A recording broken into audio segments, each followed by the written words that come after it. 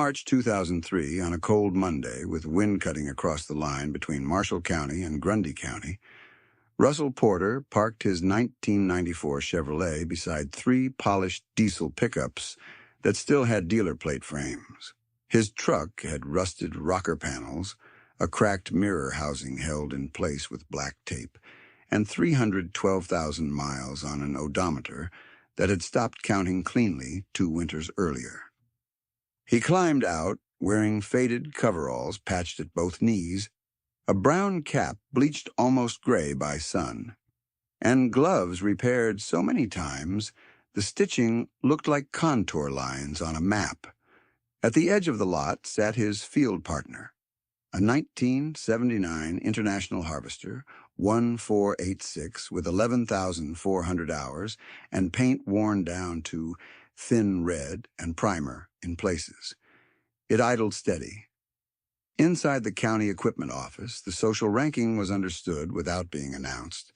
New chrome, new boots, new paper. Dale Kincaid stood near the coffee urn in a pressed dealership jacket.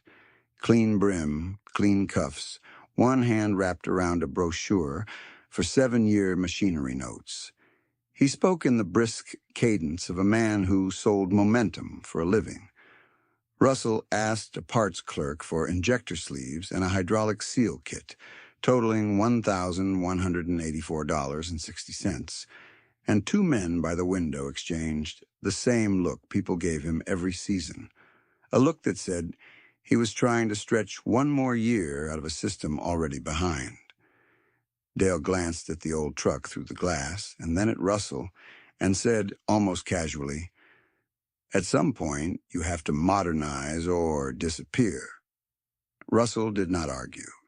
He signed the ticket, folded it once, and placed it in a manila envelope marked Repairs 2003. On paper, he looked outmatched. Old iron, patched clothes, no precision package, no cab screens glowing with maps. In arithmetic, he was operating 1,140 owned acres and 260 rented acres with 0 machinery debt, 0 operating debt, and a checking account set aside strictly for replacement and repair at $42,000 per year.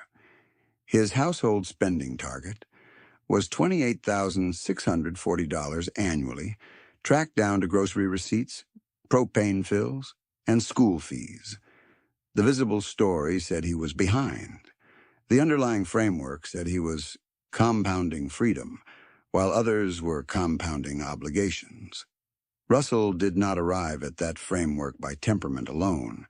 He built it out of what he had seen when interest rates moved from line item to wrecking ball. In 1981, he was young enough to still believe hard work corrected every problem, and old enough to read a foreclosure notice tacked to a machine shed door. A neighbor he respected had borrowed on rising land values, then borrowed again to roll operating losses, then watched variable rates climb until the payment itself became the crop. The man did not lose because he was lazy or careless.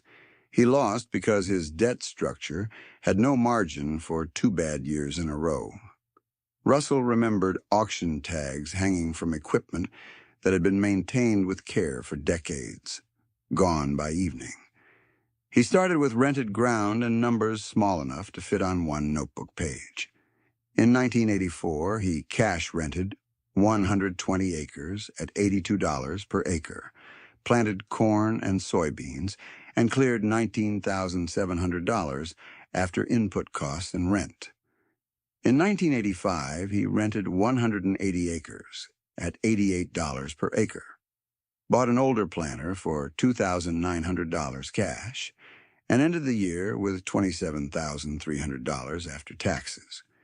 In 1986, he kept the same acreage because prices were soft and refused a loan officer's suggestion to scale while credit is open. Net income, $24,100.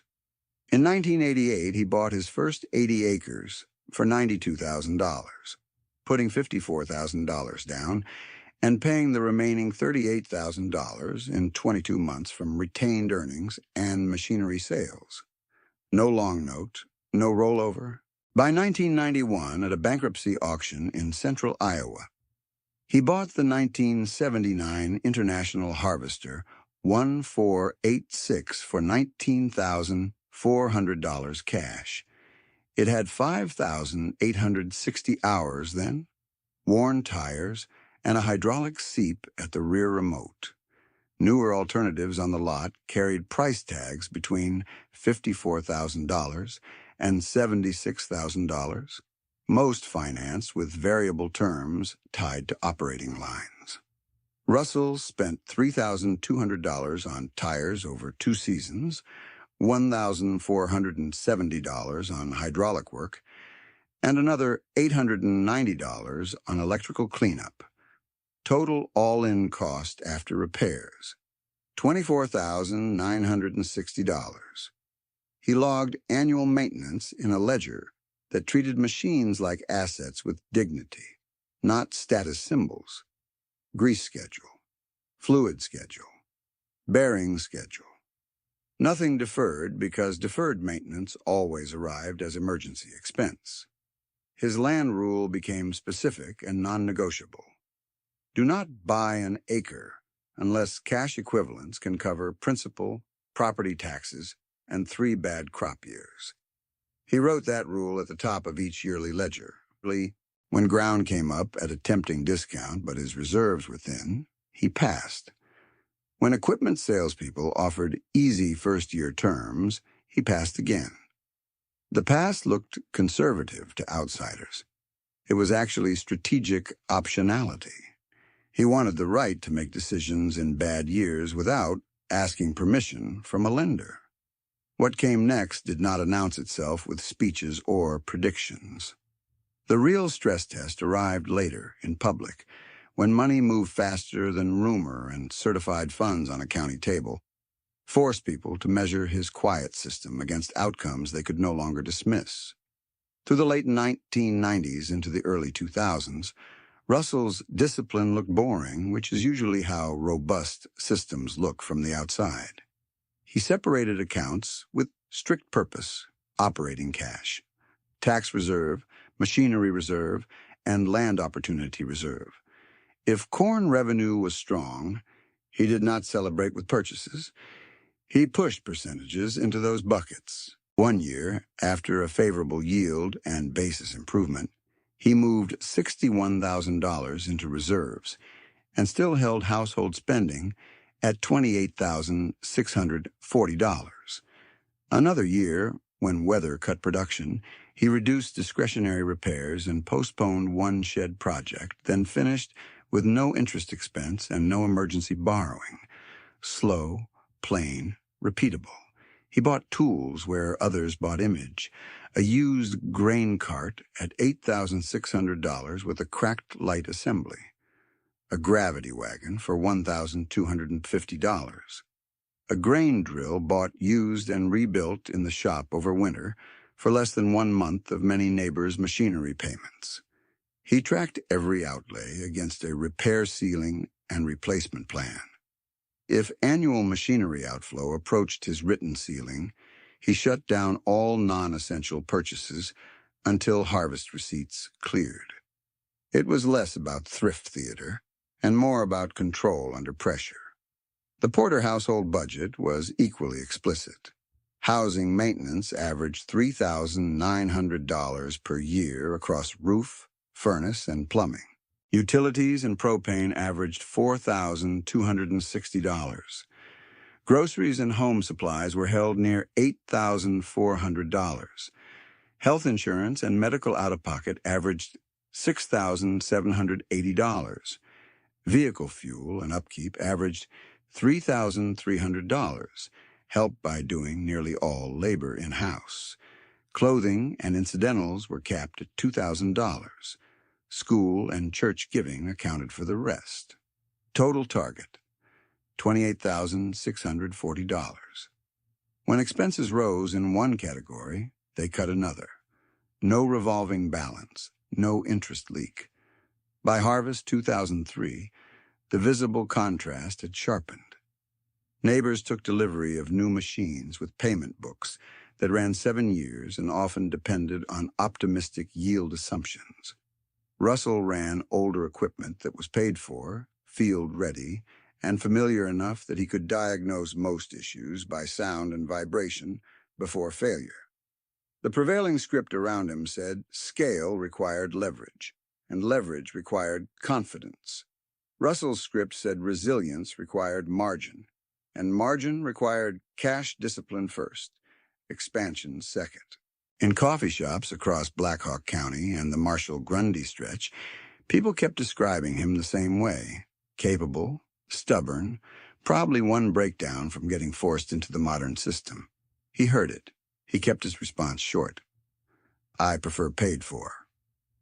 Then he went back to work, logged the numbers, and prepared for the next season, where the county would test every philosophy in real conditions rather than showroom language. The next morning, he pulled the 1994 Chevrolet into Brenner Feed and Supply before sunrise.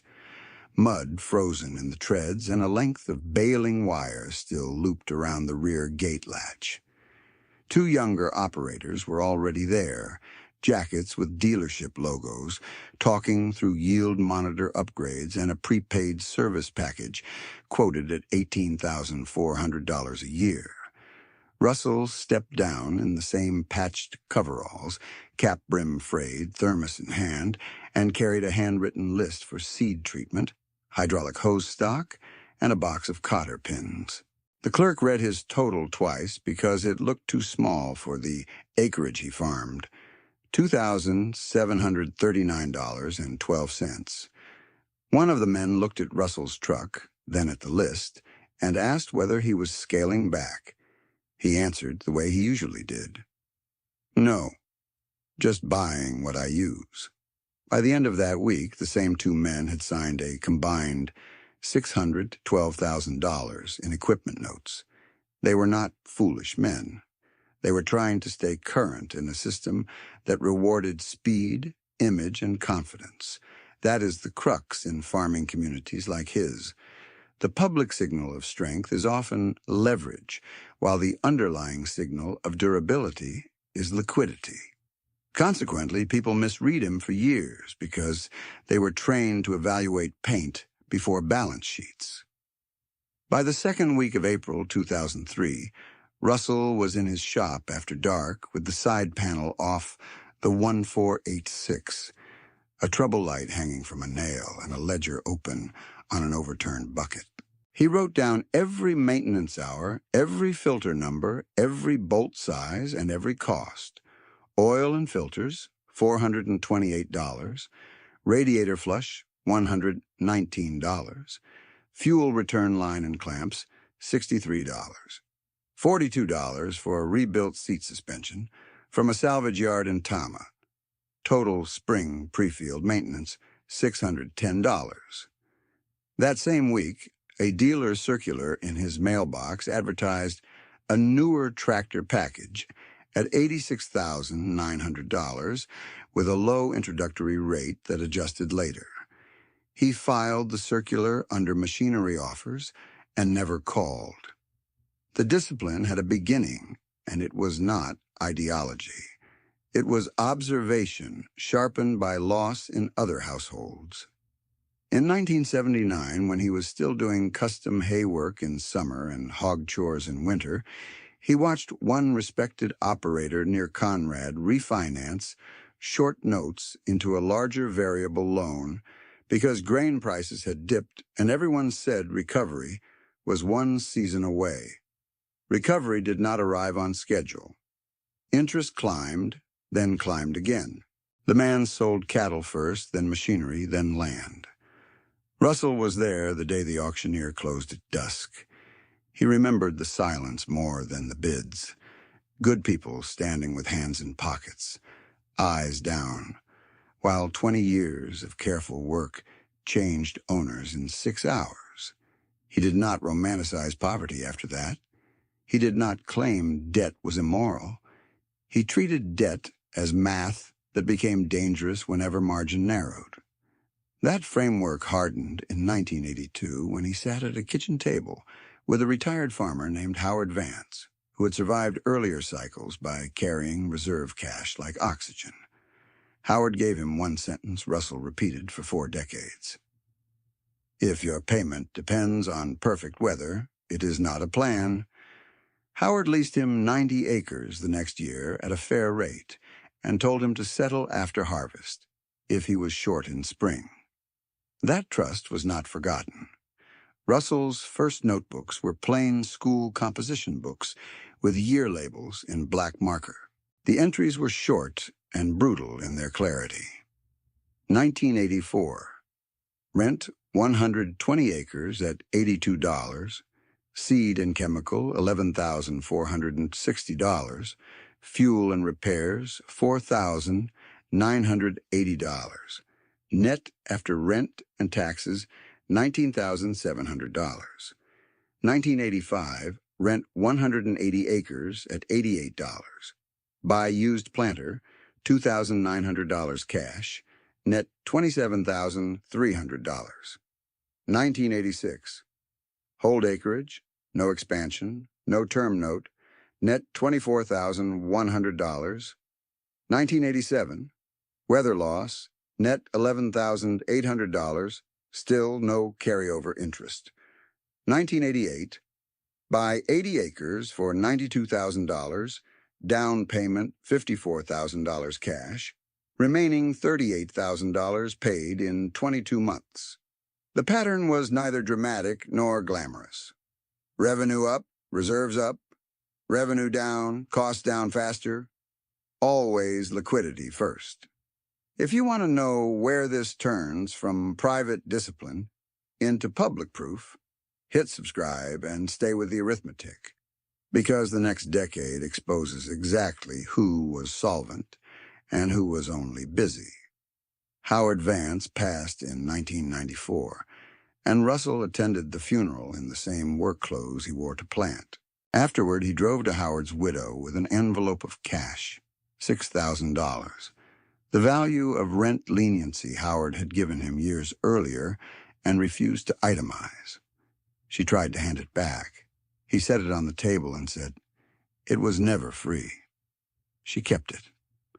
That exchange stayed in Russell's mind whenever people claimed he was merely stubborn. His philosophy was not only about survival, it included repayment of grace, in full, with interest measured in character rather than percentage points. Through the late 1990s, he refined a system that looked plain from outside but had non-trivial internal controls. 4 accounts, each with a hard purpose. Operating account for seasonal flow. Tax reserve set monthly from gross receipts. Machinery reserve funded at a fixed annual number, initially $24,000, later raised to $42,000 as acreage increased. Land opportunity reserve for only one thing, cash purchases that met his 3 bad years test. He did not blur categories. He did not raid one bucket to satisfy another unless a crop failure forced triage, and even then he documented the transfer and replenishment deadline. His living costs stayed explicit. Property maintenance averaged $3,900. Utilities and propane, $4,260. Food and household supplies, $8,400. Medical and insurance, $6,780. Fuel and vehicle upkeep, $3,300. Clothing and miscellaneous, $2,000. Giving and community obligations completed the total at $28,640. When corn improved, he did not inflate the household column. He swept windfall into reserves. When soybeans disappointed, he delayed non-essential spending and kept the reserve contributions alive at reduced rates. This dynamic mattered later because habits formed in average years determine outcomes in hard years. At auctions, he bought function and ignored cosmetic cues. In 2001, he purchased a gravity wagon for $1,250 and spent $318 replacing wheel bearings and lights. In 2004, he picked up a used field cultivator for $4,900. then welded shank mounts himself for $211 in steel. In 2006, he bought a grain cart for $8,600 with a dented sidewall and weak tarp motor, repaired for $640 in parts. Equivalent finance packages, depending on brand and dealer incentives, would have pushed annual payment obligations up by $34,000 to $57,000 before fuel. He tracked those deltas on a sheet labeled Avoided Payments, not to gloat, to verify. 3 days after planning wrapped in 2008, he penciled an entry that later read like foreshadowing. Cash buys time. Notes buy pressure. Then he returned to work. By harvest 2010, he had added modest acreage, preserved zero machinery debt, and built enough liquid reserves that one bad season no longer threatened operational continuity. He still drove the same truck, rust deeper by then, odometer erratic. The appearance did not change because appearance was never the operating objective. In April 2012, the county equipment lot hosted a spring promotion with banners, catered lunch, and financing representatives at folding tables. Dale Kincaid was in a crisp branded jacket, polished boots, and a sales packet built around a 1.9% teaser on a $418,000 combine that reset after 36 months. The monthly estimate on the first phase looked manageable. The post-reset projection did not. Dale knew Russell would be there for parts and chose his moment in front of 3 producers and 1 lender. He tapped the brochure and said, "Old iron is a romantic hobby, not a business model." Russell looked at the rate adjustment page and asked one question. "What is payment after reset at 6.8? Dale answered after a pause. "About $8,040 monthly, depending on fees." That is $96,480 yearly before insurance riders and service contract add-ons. Russell folded the sheet, thanked him, and walked to the parts counter. He spent $36,700 cash over the next 10 days on rebuilt injectors, transmission work, and a used grain drill with good openers. Then he sat at his kitchen table and wrote a new hard ceiling for machinery outflow, $55,000 annual repair and replacement cap. Exceed the cap only for safety-critical failures. No exceptions for pride. By late April, rain delays had pushed planting 18 days behind normal pace. He lost 1 custom harvesting contract to operators with larger, newer units, and the coffee shop verdict came quickly. Russell was finally getting priced out by progress. He did not argue there either. He updated the ledger with 3 lines: custom contract lost, minus $18,200, projected revenue. Machinery repairs paid cash, $36,700. Interest expense, 0. If you are learning something from this, like the video and share it with one person who confuses activity with strength. Russell was about to enter the years when that distinction became expensive. He closed the ledger, set it beside the coffee tin on the table, and went outside to grease the 1486 before dawn. Grease pushed clean through each fitting and beaded along the edge of Russell Porter's thumb as the first light came up over the machine shed.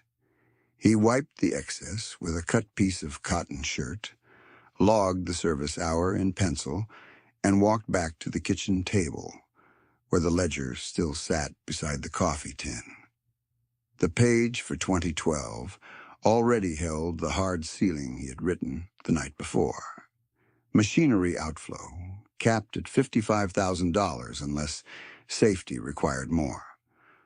Under it, he added 1 line in smaller handwriting, the line that governed everything else.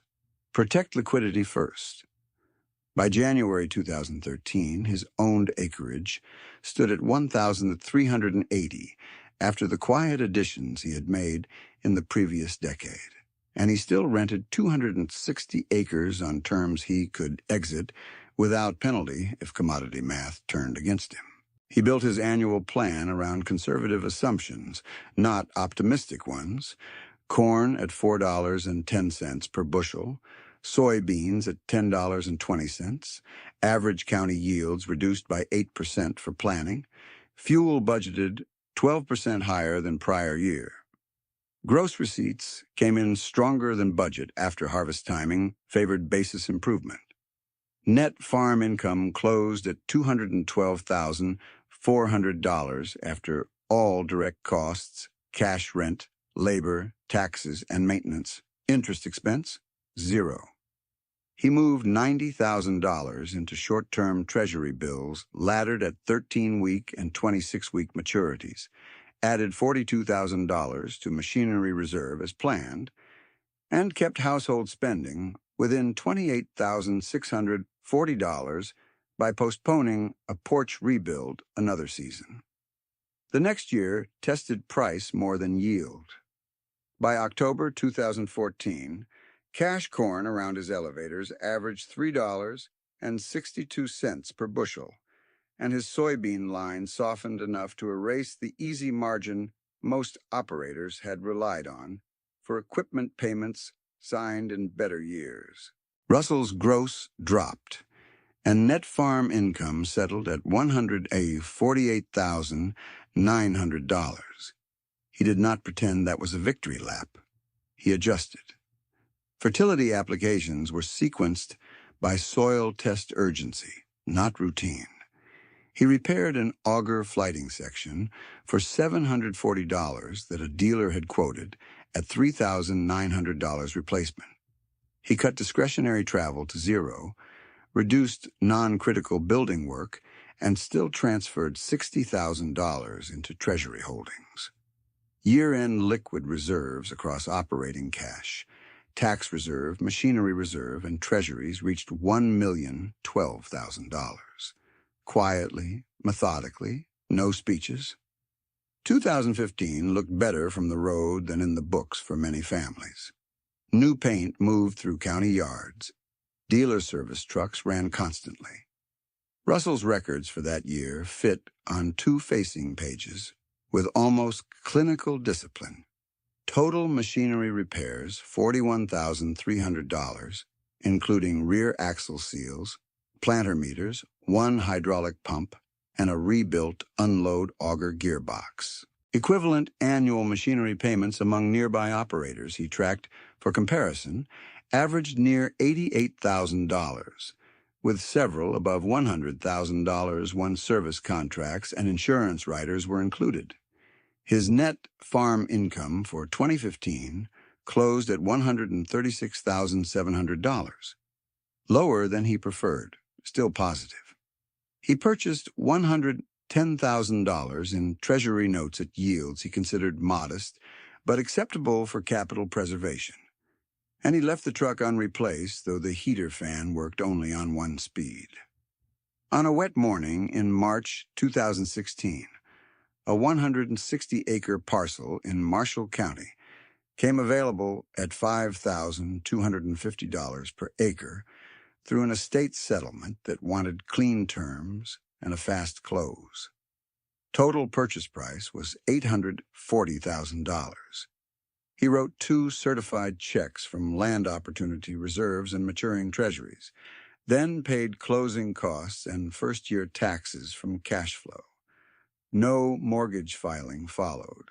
That same season, he harvested with the same 1979 International Harvester, 1486, now past 12,000 hours, and one used combine acquired years earlier at auction that his neighbors still called temporary, as if time had not already disproved that label.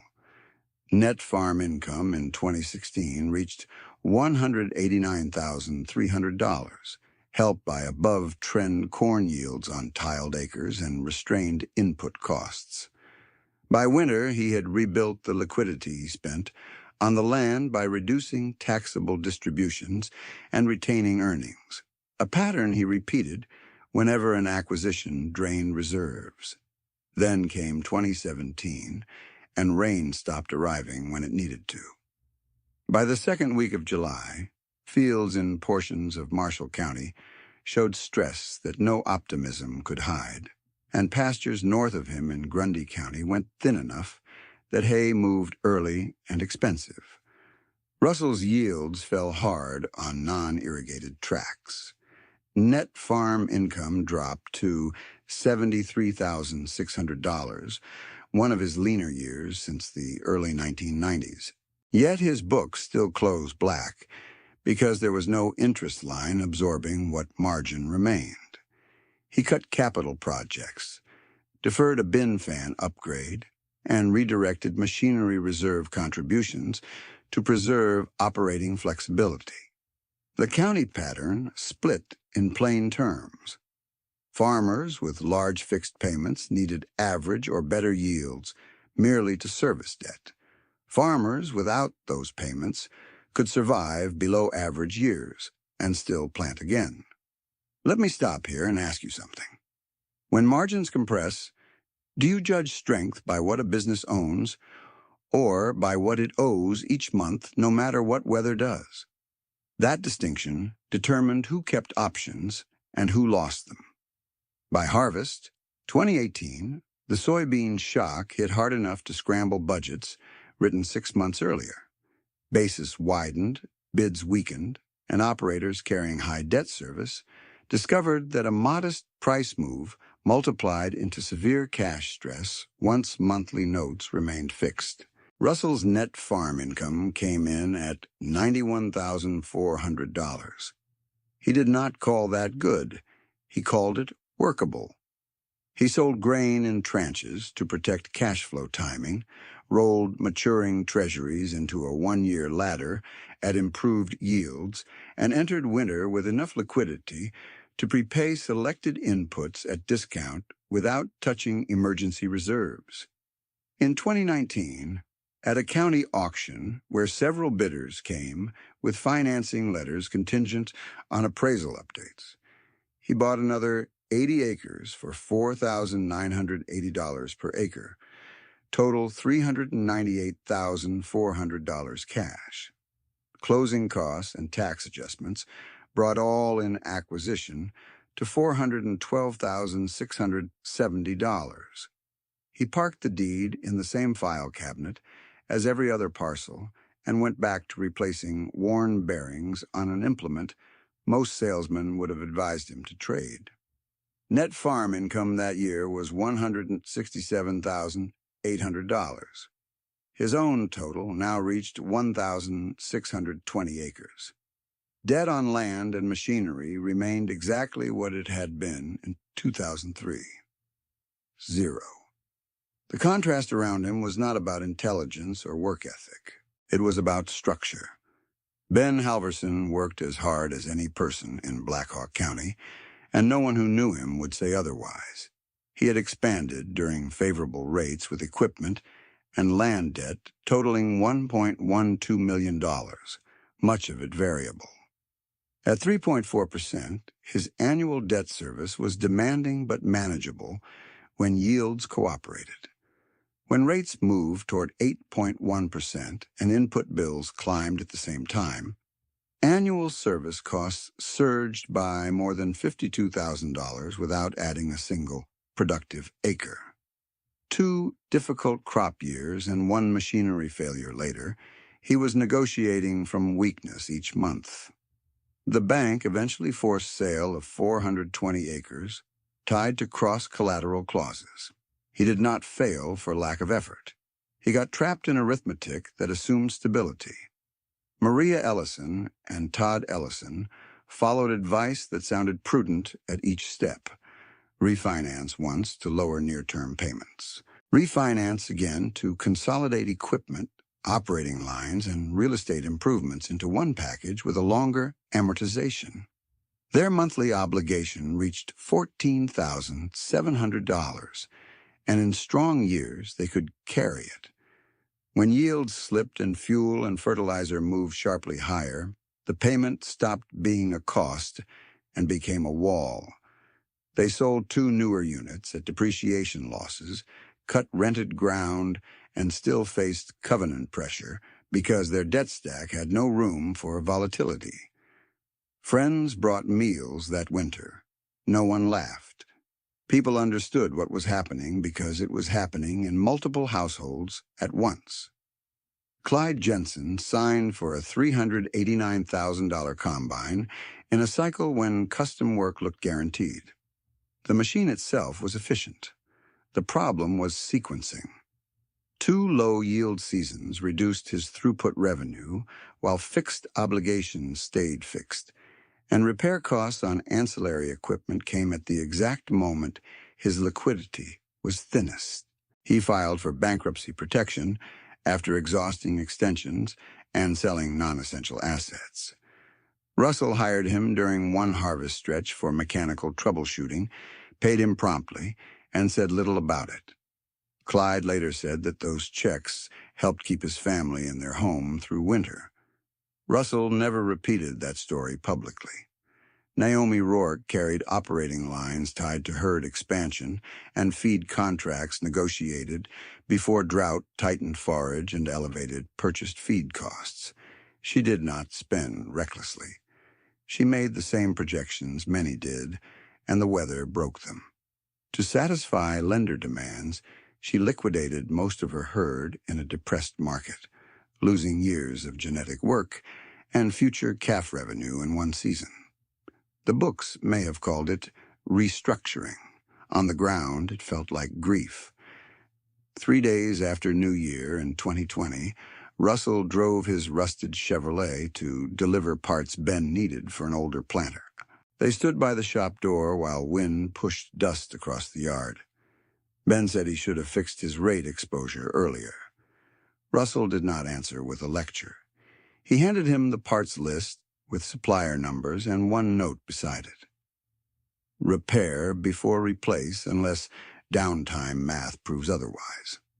Later that month, he hauled grain for Maria and Todd when one hired truck canceled, and he did it at fuel cost. In February, he sold Naomi hay at his purchase price, plus freight. No markup. These were small interventions, practical and immediate, not enough to erase structural debt, but enough to buy someone another week of options. Then 2021 arrived with a broader squeeze. Input costs climbed 37% across major categories in his records, and short-term rates rose fast enough that neighbors on variable structures saw annual debt service nearly double in some cases. Russell's annual interest paid stayed at zero. His fertilizer bill increased like everyone else's. His diesel costs increased.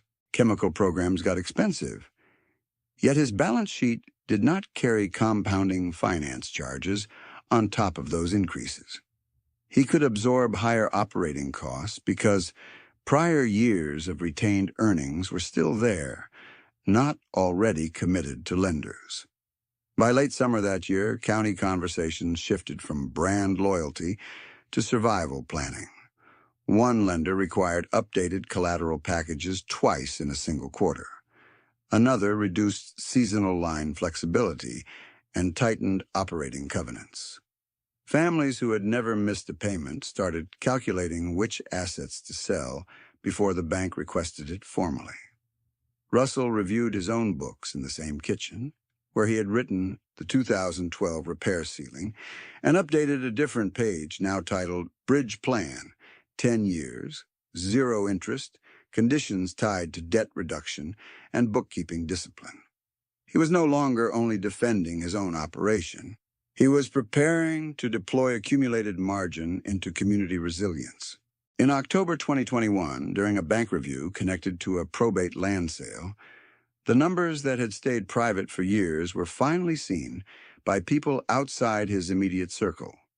1,620 debt-free acres, $1,940,000 in treasury holdings, $620,000 in cash reserves, grain inventory valued at $488,000, and a conservative net worth calculation of $12,870,000, based on appraised land values and discounted machinery estimates.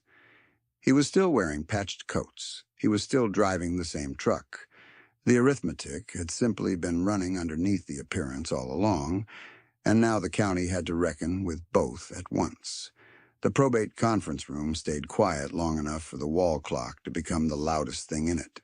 The attorney handling the sale packet had asked for proof that any bidder requesting first position review could close without financing contingencies, and Russell had set down 3 documents in a plain folder: treasury statements totaling $1,940,000, cash account balances of $620,000, and grain inventory sheets marked to conservative elevator bids at $488,000.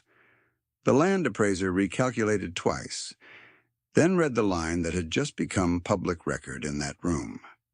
Conservative net worth, $12,870,000. Russell nodded once, signed the acknowledgement page, and asked where to initial the tax allocation addendum.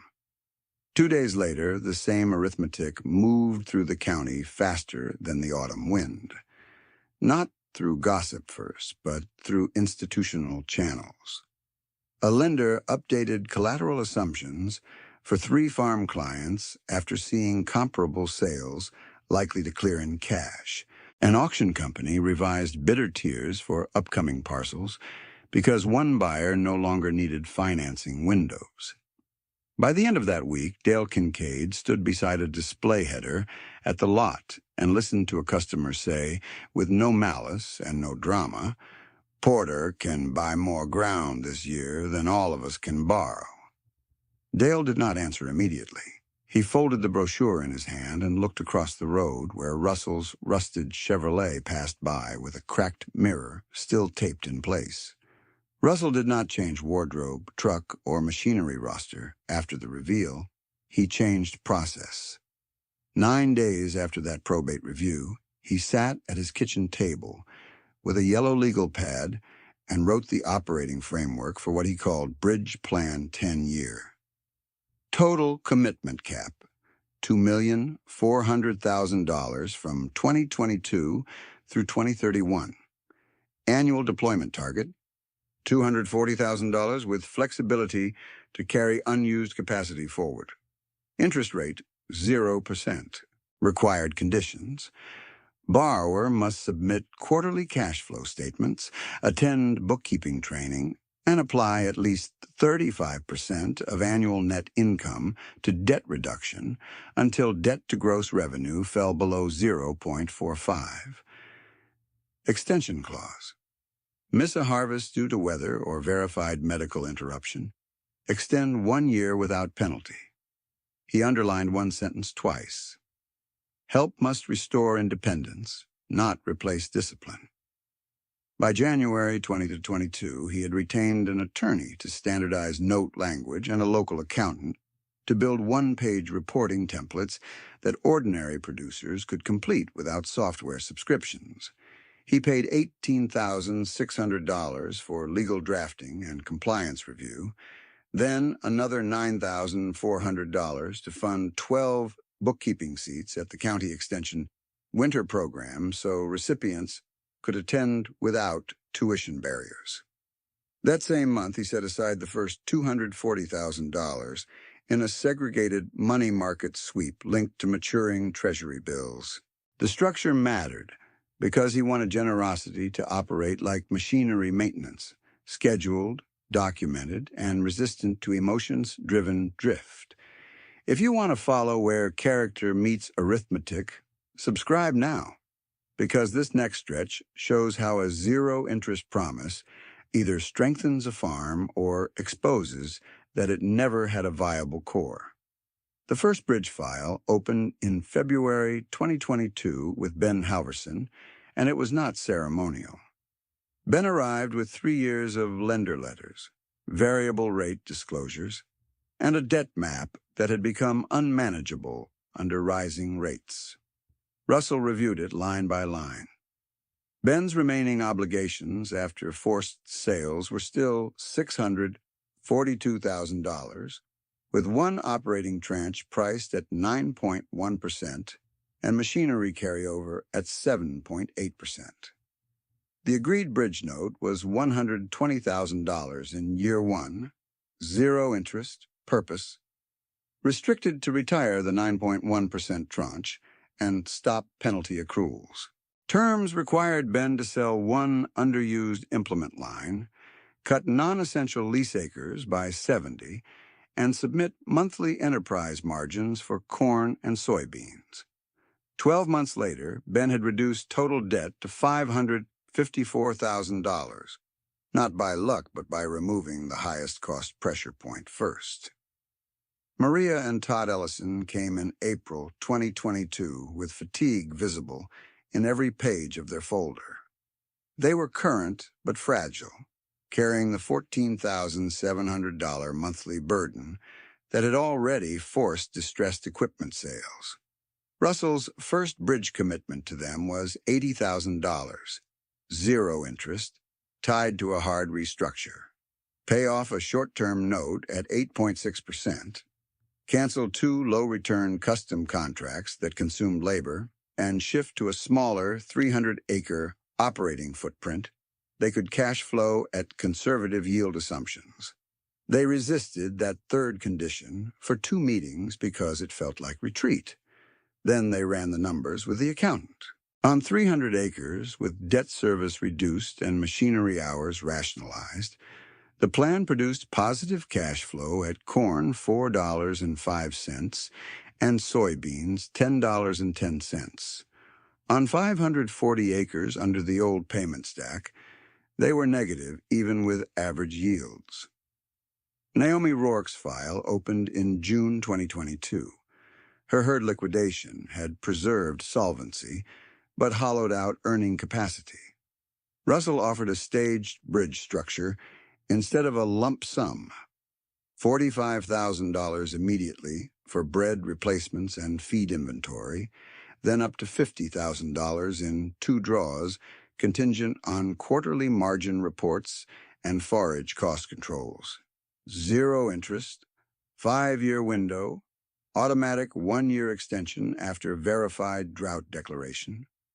Naomi accepted the reporting discipline on the spot. By calving season the next year, her herd count had moved from a stressed base to 84 head, with feed secured at lower contracted rates than spot purchases would have required. 3 days after harvest wrapped in 2022, Russell closed bridge plan year one with total disbursements of $245,000, slightly above target because one treasury ladder matured early at favorable pricing.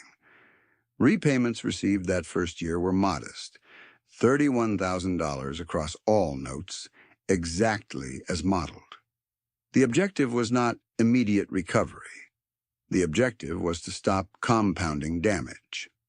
Then came the Grundy County foreclosure auction in 2023, the day public perception stopped trailing the books. The offering package was large enough to attract every financing representative in the region, 640 acres, 2 tractors, and a dryer line, reserve set at $3,600,000. Dale Kincaid arrived with contract packets and rate sheets, expecting another cycle where new debt replaced old debt under fresh paint.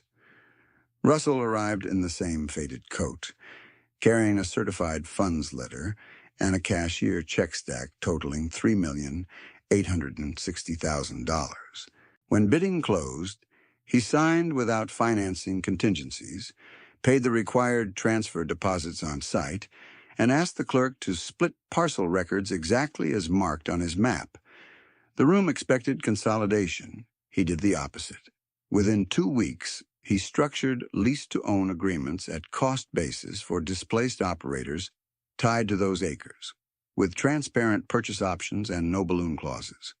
In that same window, he executed 3 new zero-interest recovery notes that matched the stress points he had tracked for 2 years.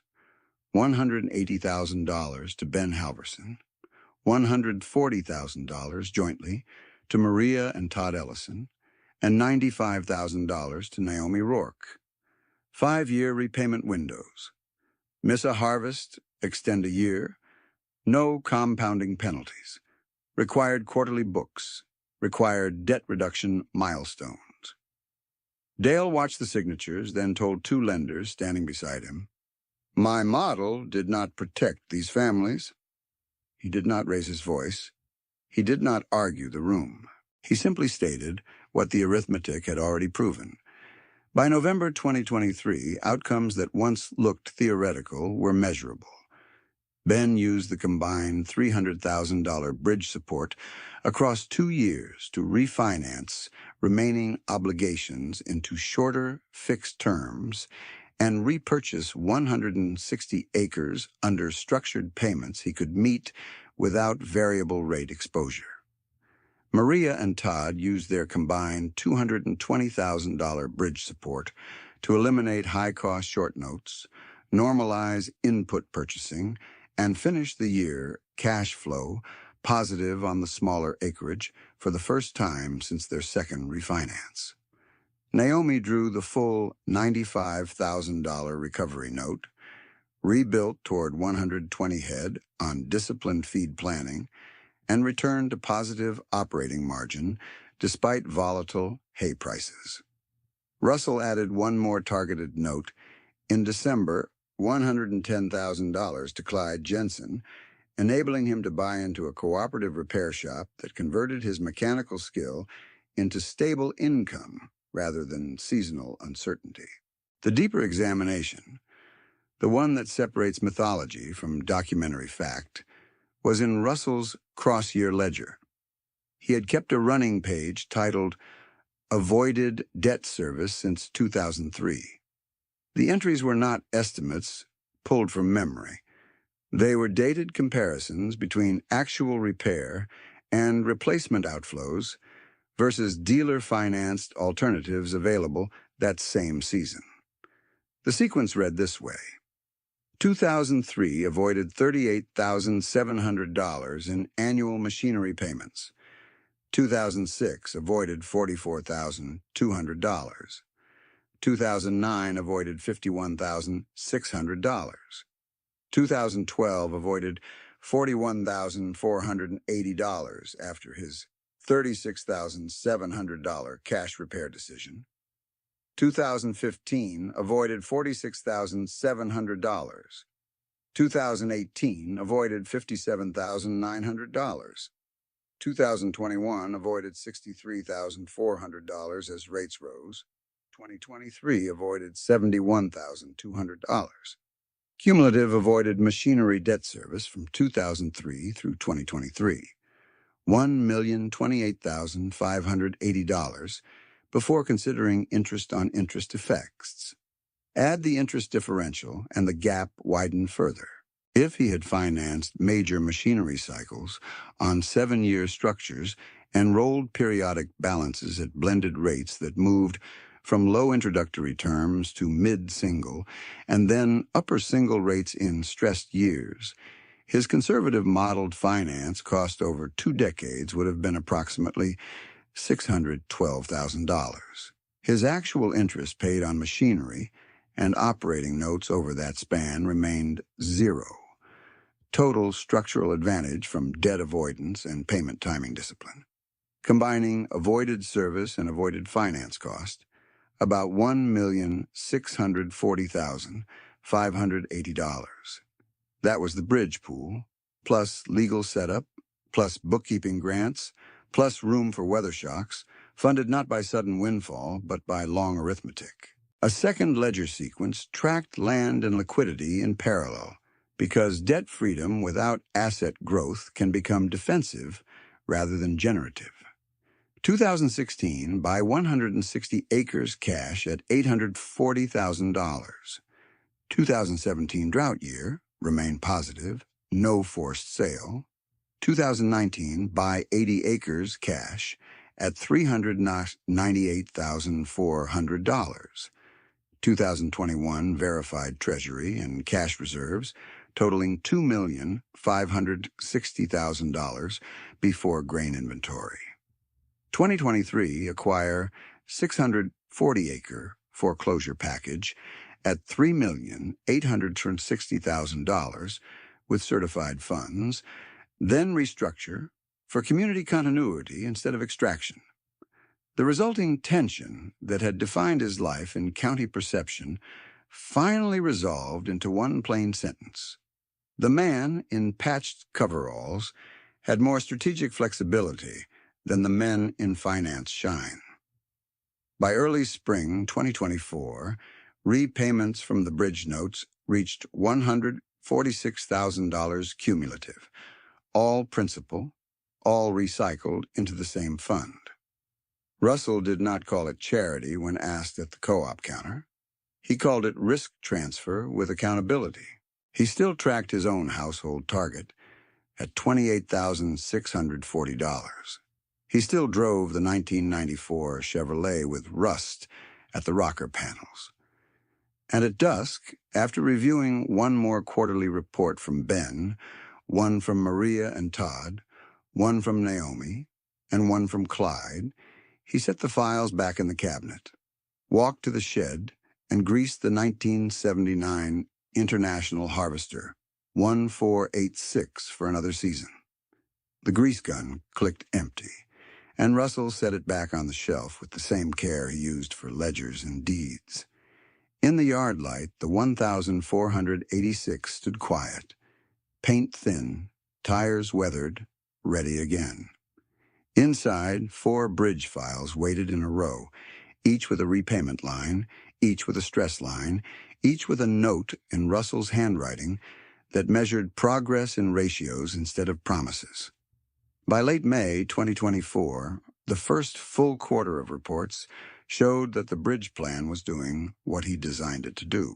Ben Halverson posted gross farm revenue of $612,000 annualized and brought debt down to $498,000 by retiring the highest rate obligations first.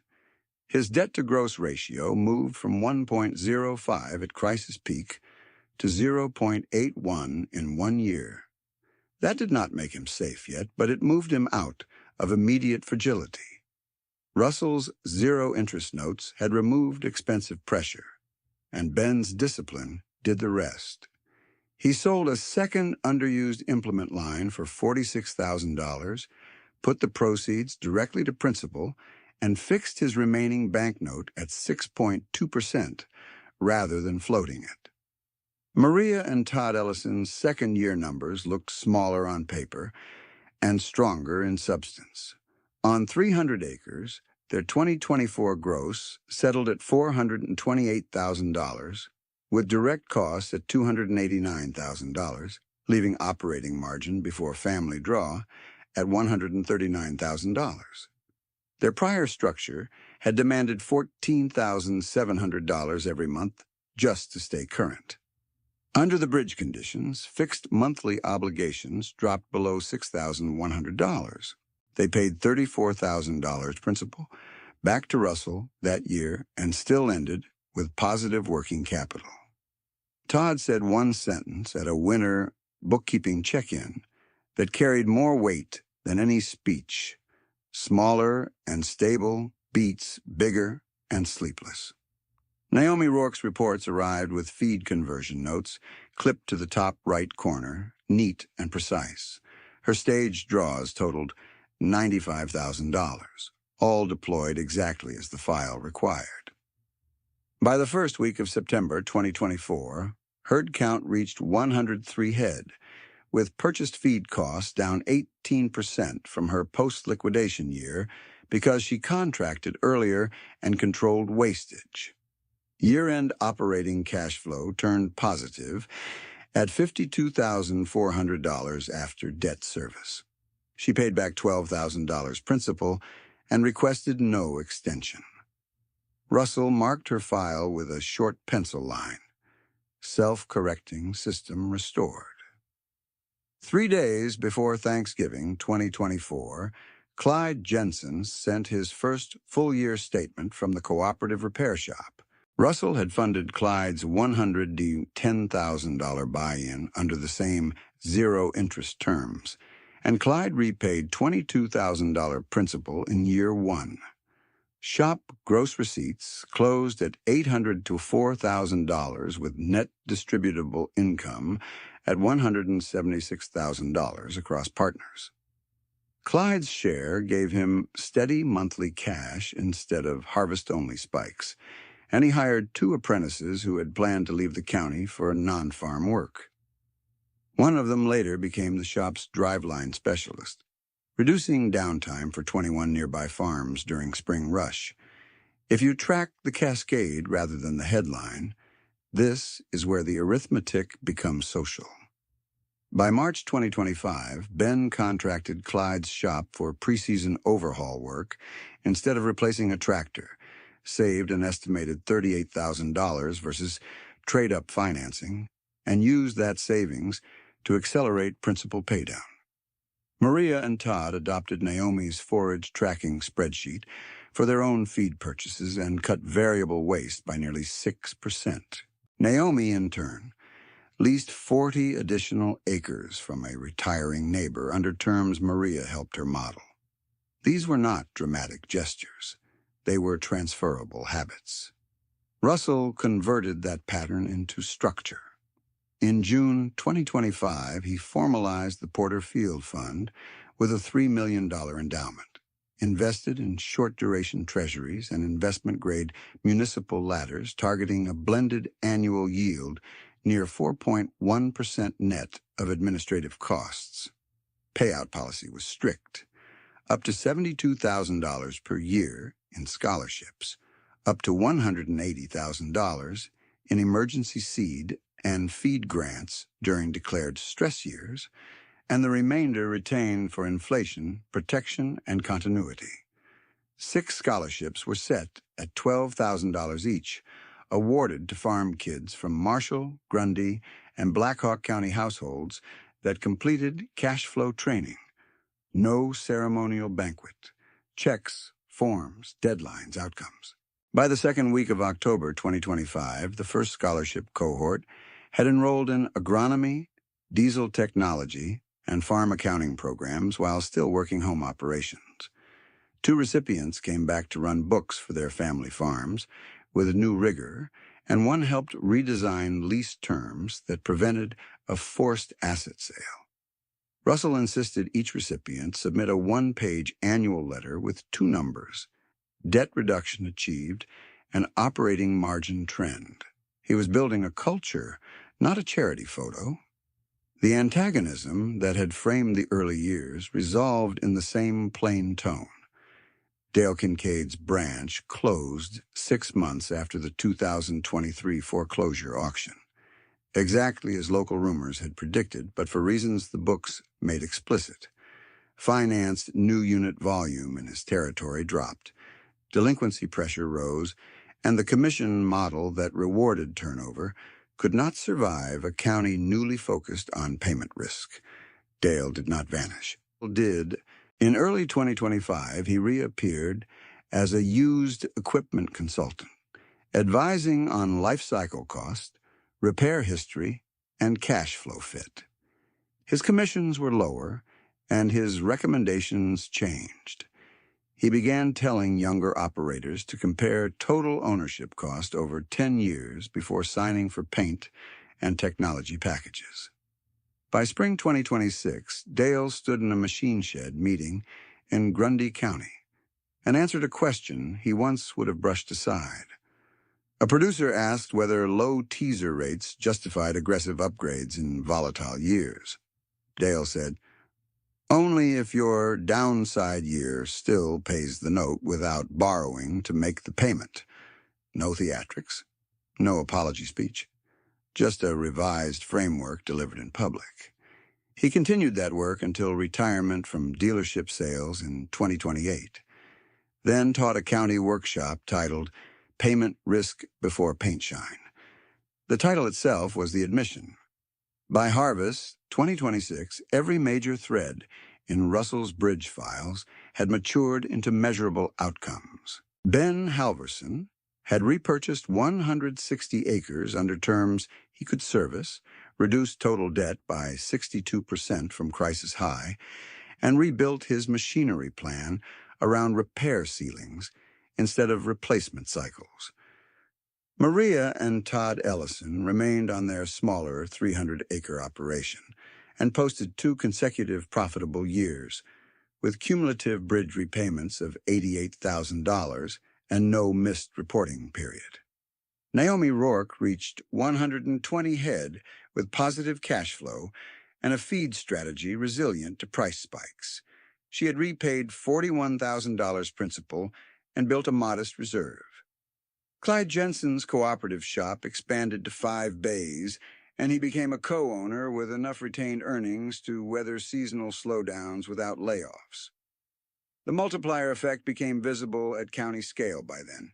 11 Porterfield Fund recipients and bridge-linked households now collectively farmed 4,980 acres with an estimated market value of about $31,400,000, while carrying materially lower interest exposure than comparable operations started in the same years. Aggregate principal repaid into Russell's zero interest pool by December 2026 reached $412,000, all recycled into new bridge notes and emergency seed grants.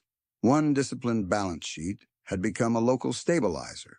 Roll call mattered to Russell, so he kept one final ledger page with names and present status. Ben. Farming, solvent, debt ratio below 0.40 target in sight. Maria and Todd. Farming together, profitable, children back in 4-H, no revolving carryover. Naomi. Herd rebuilt, margins positive, extension clause unused. Clyde. Mechanic, partner, mentor to apprentices. Dale. Transition, then retired, publicly teaching risk-first math. Howard Vance's widow, still in the same house through 2027, supported by family, passed peacefully at 91 with her affairs settled. The county attorney from the 2021 probate review, retired in 2026, said privately that Russell's folder changed how he assessed farm estate liquidity. No one left unresolved. No one reduced to a cautionary caricature. Russell's own operation remained visually unchanged in a ways that still startled visitors who arrived late to the story. Original Farmhouse Lane in Black Hawk County, the 1994 Chevrolet still running, rust deeper, engine dependable after one major rebuild at 300C, 47,000 miles, and the 1979 International Harvester, 1486 still in seasonal rotation, now with hours beyond what showroom logic had once called practical. Household spending target still near $28,640, adjusted only when medical premiums forced recalibration. No machinery notes, no operating line, land decisions still governed by the old sentence at the top of each year's book. Cover principal, taxes, and 3 bad crop years in cash equivalents, or pass. The county stopped laughing at old iron because old iron was never the point. Control was the point. Margin was the point. The freedom to help without becoming fragile was the point. Before we leave Russell on that lane, subscribe if you want more stories where numbers outlast noise, then leave a comment with one specific policy you would adopt tomorrow, repair ceiling, reserve target, or debt ratio, and name why. Share this with one person who looks successful from the road but is one rate reset away from the trouble. At dusk, after the last scholarship letter was filed, and one more repayment posted to principal, Russell walked to the shed with the grease gun and a shop rag cut from an old shirt. The 1486 waited under a single warm bulb. Behind it, debt-free acres ran dark toward the county line.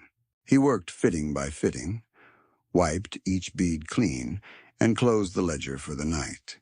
He clicked off the shop light, and at first light the next morning he carried 4 bridge folders, 1 scholarship binder, and the old manila envelope marked Repairs 2003 to the county extension office in Grundy County. The room smelled like coffee and whiteboard marker, and the same folding tables that once held financing brochures now held printed cash flow sheets, debt ratio charts, and one projector showing a simple title slide, Working Capital Before Expansion. Ben Halverson sat in the second row with his cap in both hands. Maria and Todd Ellison were beside him, sharing a yellow legal pad full of penciled notes. Naomi Rourke set a feed cost worksheet on the table before anyone asked. Clyde Jensen leaned against the back wall in a clean work shirt with the cooperative logo stitched over the pocket. Russell spoke for less than 2 minutes. Numbers first, pride later. Then he nodded at Ben. By the first week of March 2027, Ben's trajectory had become the case study that younger operators requested most because it showed recovery without theatrics. He put his sheet under the projector and read it straight. Crisis debt peak, $1,120,000. Debt after forced sales and restructures, $642,000. Current total, $425,300. Percent reduction from peak, 62.0. He had repurchased 160 acres through a fixed contract with payment terms calibrated to conservative yields, not optimistic ones. His annual debt service had fallen enough that 1 week harvest no longer triggered lender panic calls. The key shift was not acreage. It was structure. He ended by looking at a 22-year-old tenant in the front row and saying, "If your payment plan needs perfect weather, change the plan." Maria and Todd went next, and their numbers carried the weight of hard choices made in public. They had stayed at 300 acres when social pressure told them to scale back up immediately. Their 2026 book showed gross revenue of $441,800, operating costs of $296,200, and a pre-family draw margin that stayed positive through 2 volatile input cycles. Monthly fixed obligations were now $5,940 instead of $14,700. They had repaid $88,000 into Russell's zero-interest note pool and rebuilt working capital to a level that covered seed and fertilizer without spring borrowing. Todd did not decorate it. Smaller is what saved us. Maria added one more line, looking at the scholarship students in the room. And bookkeeping is not optional. Naomi followed with the precision everyone had come to expect. Herd count had reached 120 head, exactly where her recovery model targeted by 2026, and held steady through winter feed stress, because she had locked forage contracts early and tracked conversion weekly. Operating cash flow remained positive, and she had repaid $41,000 principal with no extension use, despite having the weather clause available. She placed 2 spreadsheets side by side, one from her liquidation year and one from the current cycle. Same rancher, same work ethic, different debt profile and cost controls. The room understood the implication without speech-making. Clyde's update revealed the multiplier effect Russell had planned for, but never advertised. The cooperative shop had expanded from 5 bays to 6 after retained earnings funded a modest addition. Gross receipts were stable, but the meaningful line was downtime reduction for local farms during planting and harvest windows.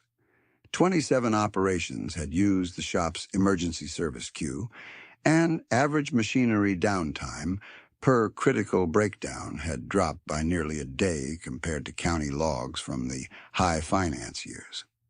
Clyde had finished repaying $66,000 of his note and trained 3 apprentices, 2 of whom came from Porterfield scholarship households. One decision to stabilize a mechanic had stabilized the repair backbone for dozens of farms. If this kind of practical arithmetic changes how you see success, subscribe and stay with these stories, because appearance can still fool you faster than a spreadsheet can correct you. After the meeting, Russell walked his files to the records counter. The extension director stamped each bridge report received, scanned each quarterly submission, and returned originals to labeled binders. The old physical threads that had followed him for decades were handled the same way. The envelope marked Repairs 2003 was archived as the first documented year of his modern maintenance discipline. The machinery offers file, including teaser rate brochures and reset schedules he had saved without comment, was copied for a county risk education packet. His avoided payments ledger pages were digitized with his permission and redacted for private identifiers before being used in winter training sessions. Nothing was left as anecdote. Everything was submitted, analyzed, or deliberately archived. In August 2028, the Fairgrounds Hall in Black Hawk County filled with producers for a workshop titled Payment Risk Before Paint Shine. Dale Kincaid stood at the podium in a plain button-down, no dealership logo, no sales packet in hand. On the screen behind him was a side-by-side comparison he now taught everywhere he consulted. Financed machinery stack at blended variable rates versus paid-off equipment with disciplined repair reserves and staged replacement. He clicked to a slide labeled 2012 Reset Trap, paused and said the sentence people had wondered whether he would ever say out loud. I told Russell Porter old iron was a hobby. I was wrong on the business math. No applause followed, and none was needed. He continued with specifics, which was the point. He showed how a 1.9% teaser could become structural risk when reset rates rose and commodity prices softened at the same time. He showed annual payment obligations under each scenario and highlighted the non-trivial difference between manageable strain and insolvency. During questions, a producer asked whether Dale regretted his years in financed growth sales. Dale answered without defensiveness. I regret advising people to optimize for delivery day instead of downside years. He had shifted to used equipment consulting in 2025 with the lower commissions and built that practice around lifecycle cost, repair records, and cash-first recommendations. In 2028, he fully retired from dealership sales. His arc was complete because his incentives had changed and his teaching matched the change. By spring 2029, Russell's roll call page had become a standing ritual every planting season. He read names, wrote status, and checked whether each thread had been honored. Ben, still farming, debt ratio below 0.40, son back full-time after completing diesel certification. Maria and Todd, still profitable, no revolving carryover, both serving as volunteer mentors in extension, bookkeeping nights. Naomi, herd stable, reserve fund above 6 months of feed exposure, extension clause never used once. Clyde, cooperative co-owner, 6 bays operating, apprentice program formalized with the local school. Dale, retired from sales, teaching risk-first math, consulted by the same families he once sold upgrades to. Howard Vance's widow, passed peacefully at 91. Estate settled exactly as the family intended. The county attorney from the probate review, retired, then volunteered to help farm families draft cleaner succession documents with liquidity tests built in. The scholarship side closed its own loops. 11 Porterfield recipients had now reported acreage, margins, and debt ratios for consecutive years. Together, they operated 4,980 acres, valued near $31,400,000, with materially lower finance exposure than peer cohorts. Two recipients had already funded microgrants for the next class, echoing Russell's condition that help must multiply rather than accumulate prestige. Every scholarship letter filed in his cabinet had an outcome line appended in pencil: returned to farm accounting, launched custom repair unit, stabilized family lease terms, reduced operating debt by stated percentage. No unanswered correspondence remained. Russell himself remained where the story began, on the same lane in Black Hawk County, under the same practical routines.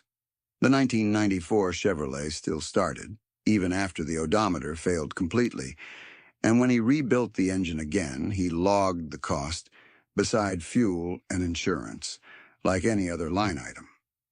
The cracked mirror housing finally got replaced in 2028, not for appearance, but because a state inspection note required it. The 1979 International Harvester 1486 still ran in seasonal rotation, hours beyond what showroom logic had once called rational. Maintained fitting by fitting on schedule. He still held family living costs close to target, adjusted only for medical premiums and property taxes, and still refused machinery notes. That was the final proof, and it stayed quiet. The poorest-looking farmer in the county had never been behind. He had been early to a harder truth. Wealth in volatile agriculture is not what can be borrowed at low rates in good years. It is what remains controllable in bad years. Debt was never a moral failure in his framework.